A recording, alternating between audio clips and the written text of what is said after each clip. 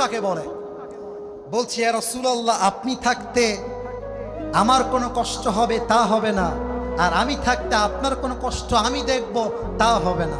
আপনি আসেন, এই পুরো পাহাড় আমি আপনাকে আমার কোলে করে পৌঁছায় দিব। মনে করবেন তো আমার দিকে সবাই, এই কোল মানে ঘাড়ে না,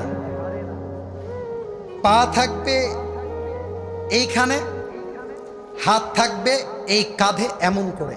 আমি কি বুঝাইতে পেরেছি? মানে এই ঘাড়ে উঠবে তা নয়।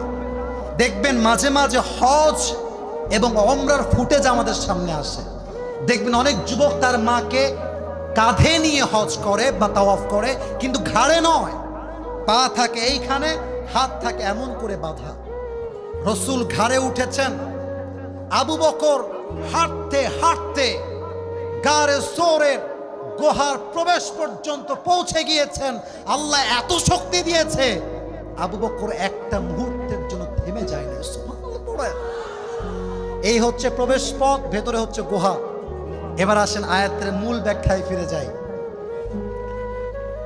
আবু বকর ডাক দিয়ে বলছেন, ইয়া রাসূলুল্লাহ, ইয়া হাবিবাল্লাহ, আপনি বাহিরে দাঁড়ায় থাকবেন, গুহা আমি পরিষ্কার করে আপনাকে আবার ডাক দিব। ঢুকে গিয়েছে, সব পরিষ্কার করে রসুলকে ডাক দিয়েছেন। বলছেন, ইয়া রাসূলুল্লাহ, আপনি আমার কোলে ঘুমিয়ে যান। কোলে যখন ঘুমিয়েছে, জাগ্রত হয়েছেন, কাফেররা ওই পায়ের পদচিহ্ন স্মরণ করতে করতে গারে সুরের প্রবেশ মুখ পর্যন্ত পৌঁছে গিয়েছে। এবার আবু বকর তো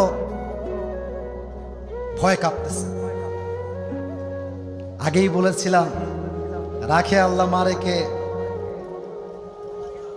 রাখে আল্লাহ মারে কে, মারে আল্লাহ।